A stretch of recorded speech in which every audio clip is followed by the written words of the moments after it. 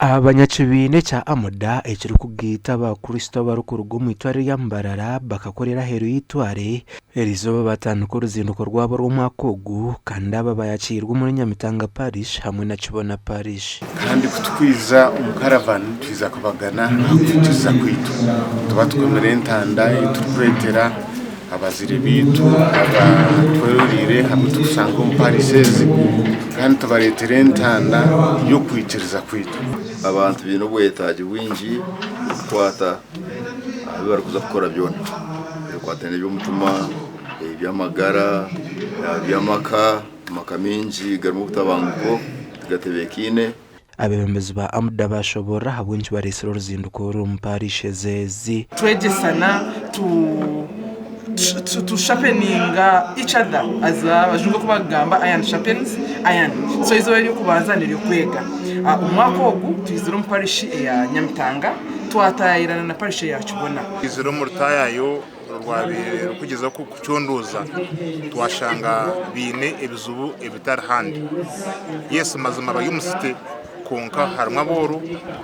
harimo abantu batabukire imitwe harimo abantu abatine kasente ko kubasa kufuna right medical care yet amarwaro gari umbyanga byabo bamumbebembezi babikirizo mu itware eri basima ba amuda bo kwijukaho barugire no kugira umutima go kugaruza abakristo mu itware rya Mbarara kandi bagaruka bahita abantu bono kwizo muri sisira rwa Nyencyakaro rw'ibyamagara umuntu nakwatwe ndwara amarimi yake kumajine umbuza kujya tuburwira bwanjye ni mako ngari mbugenderaho akwata tayine mbazi nico kurebera umukaravani no ushange nkuyanja y'abantu kashanjo abantu mutwara kumwe cyeka bona bizire ahubwo kutungo mbazi gwabasha abantu bingi bari yuko barwire ko ngati bine bujanje buri umusaho aroho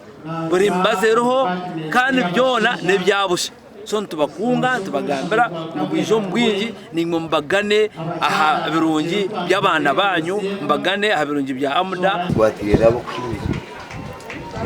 kwatirine na nibyo kwishengereza kwatirine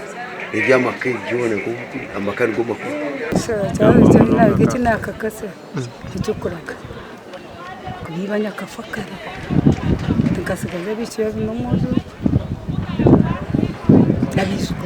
erizo abatandukana kwegesa ibintu bitari umwe na bumwe Nyencyakare bakurasa wose sisira uby'amagara aho abantu baratunje kuragurwa kwa bushahandu arastars umwe na zumwe rero hasande bagire ikitambo cya misa icaraye bemberwisha barisa icyo kuhendera uruzinduko ahabwa TV West and Aidan Bataringaya.